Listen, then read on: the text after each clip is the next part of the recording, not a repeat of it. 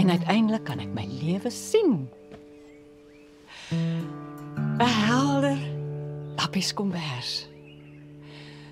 Party van die blokke is kleurvol en perfek aan mekaar gewerk.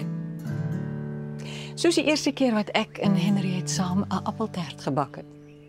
Ek was skaars 5. Dis reg.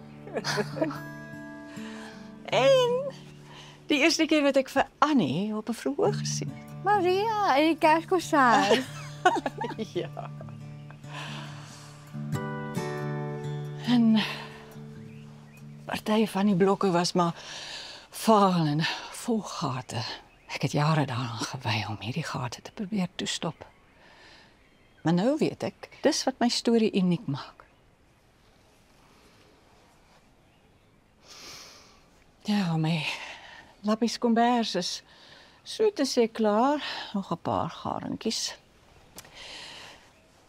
Maar ek weet ook nou, daar's krag in kwesbaarheid en wysheid in die malligheid.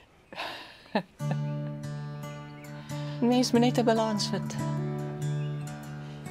En weet wanneer dit tyd is vir die laaste paar knope en gate. En miskien 'n steekie of twee. Ma!